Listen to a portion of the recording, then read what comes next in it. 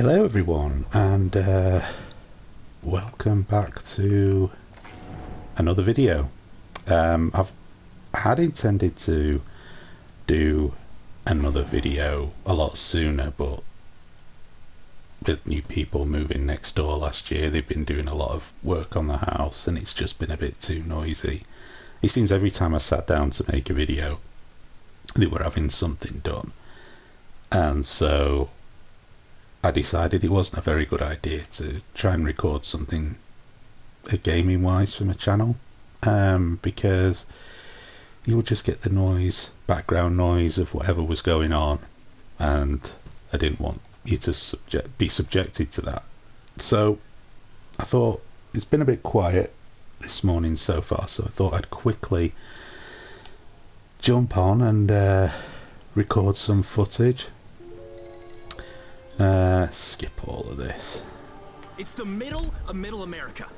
I'm playing a bit of the Far Cry DLC, Far Cry 5 DLC, should I say.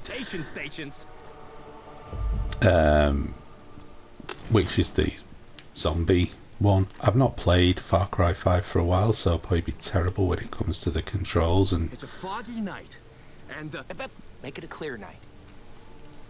The lens flares will look much better. Yeah, probably be kind of rubbish. Anyway, I don't want to get distracted because I don't know how long I'm going to have to be able to record this. But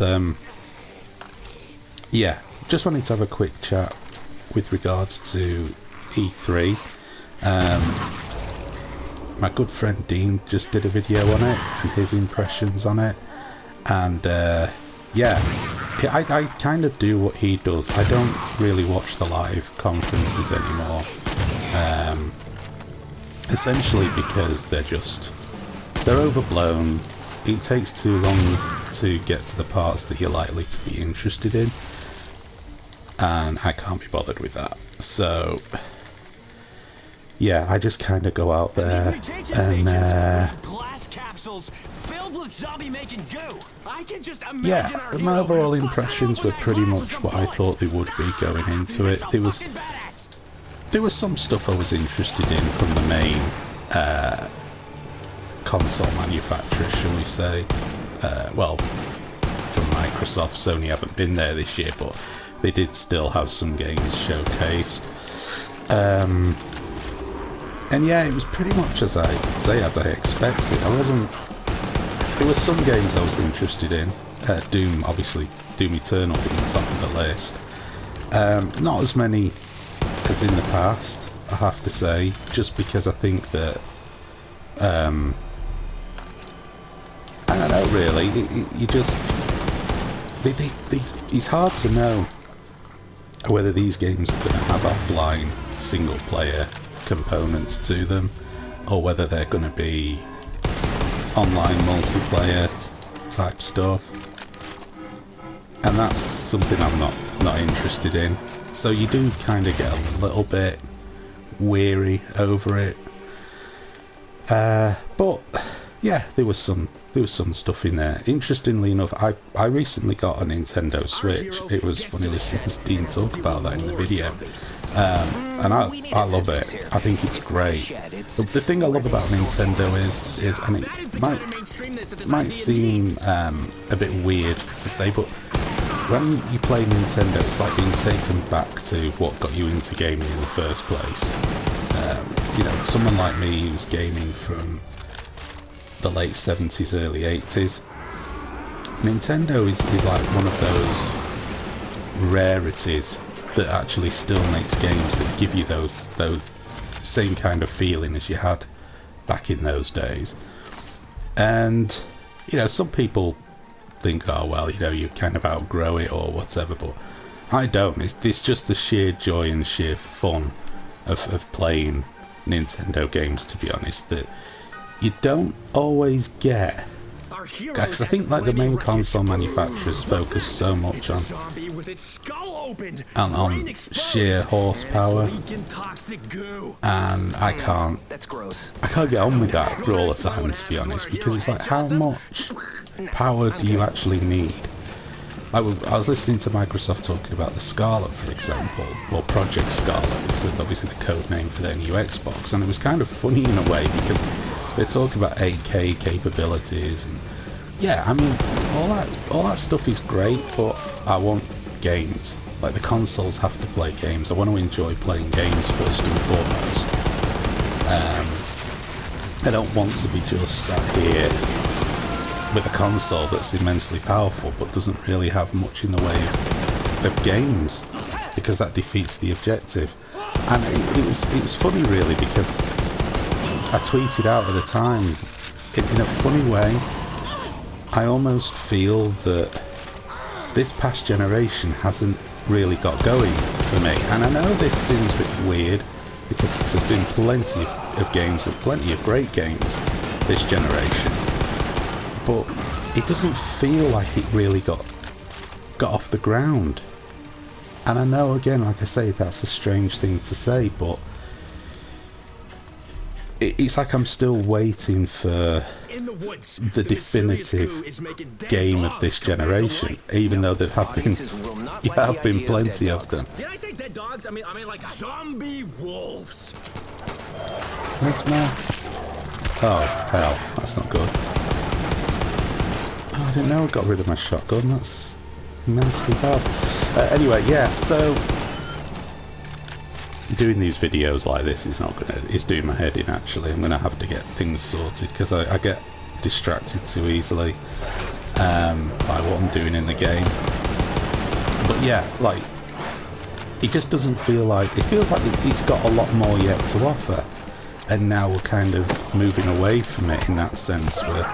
We're moving away into another generation, and I don't know, I just think that this gen's still got quite a lot of decent stuff left to offer. It feels like the plug is being pulled on it rather too quickly, and these wolves are annoying the piss out of me right now. Oh, for God's sake.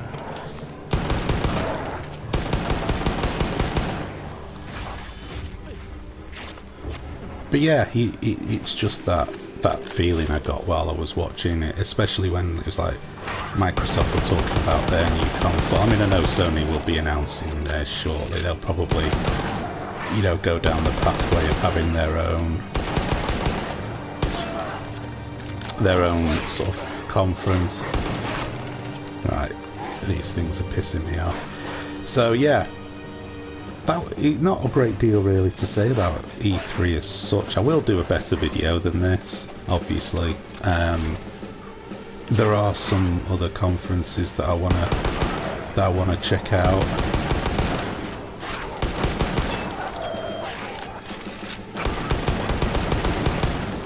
Die, you bastard. Why am I on fire? Oh, because I've walked into that. That'd be the reason. Yeah, I'll do a better video once I've been able to look at some other stuff. I thought the Bethesda one overall, though, apart from Doom for me, didn't really blow me away. It didn't really do much for me. I was a bit disappointed that they didn't have any revealing of Elder Scrolls 6 properly or anything like that. Yeah, that's something that I'm interested in. It seemed a lot of these companies are focusing on cloud gaming, which I have no interest in whatsoever. I do get that there can be benefits to it. Certainly, if you look at it from the perspective of it being like a Netflix subscription-based thing, people will say, well, you know, if I pay like 25, however it is, dollars, pounds, whatever, a month, or $20 or whatever a month, I don't know how much it is, because I've got no interest in it, but yeah, I can definitely see that if you got access to play 3 or 4 games a month, or 2 or 3 games a month, whatever, for that kind of price, you know, as a rental service for people that don't have the money to buy 2 or 3 games a month or whatever.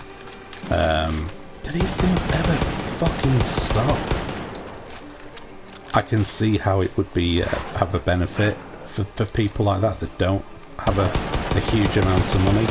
My concern is just that the infrastructure is not in place to support that kind of stuff.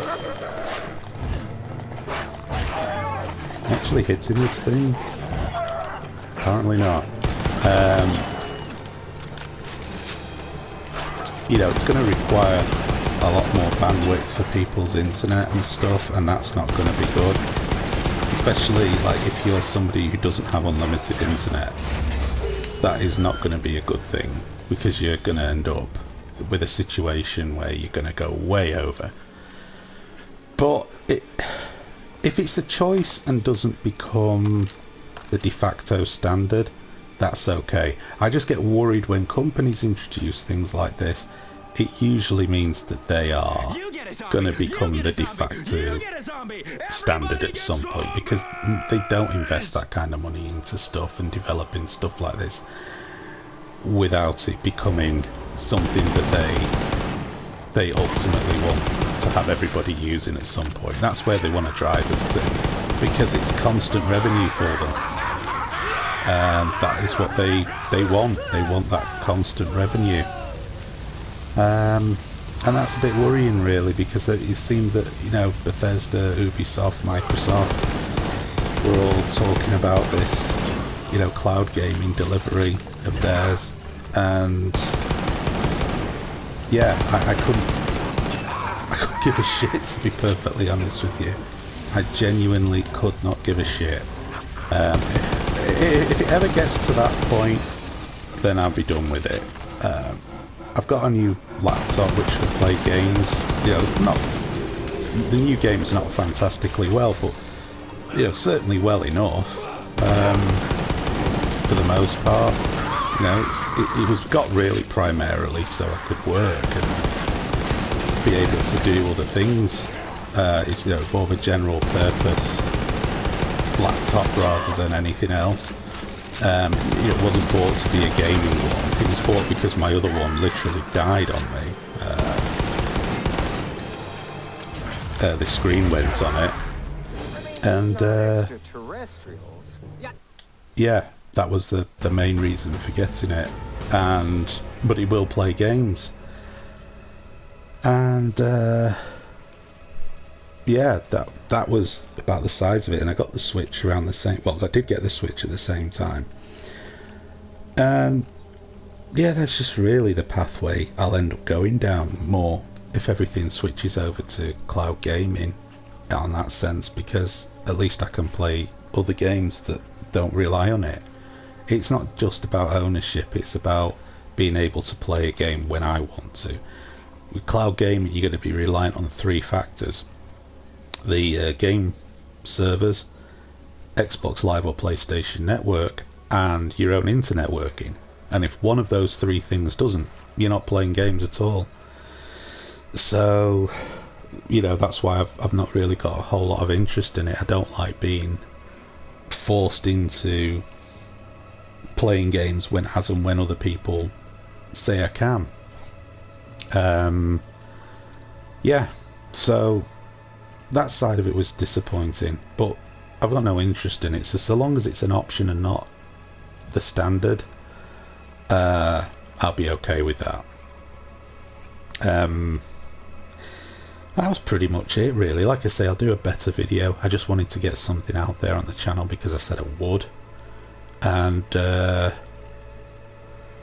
yeah, that's pretty much it. I say we'll do something better, something more in depth. Although really I've got a whole lot to say about it. Just, you know, I saw the trailers for games that I like. I like the look of the new Blair Witch game that was coming out. I like games like that. So yeah, I'll probably go into a bit more detail about the pros and cons of what I perceive to be the issue with cloud gaming, and why I don't think that necessarily throwing more horsepower into consoles will make for better gaming experiences at the moment. And I'll leave this as it is, so thanks for watching, and I will be back soon.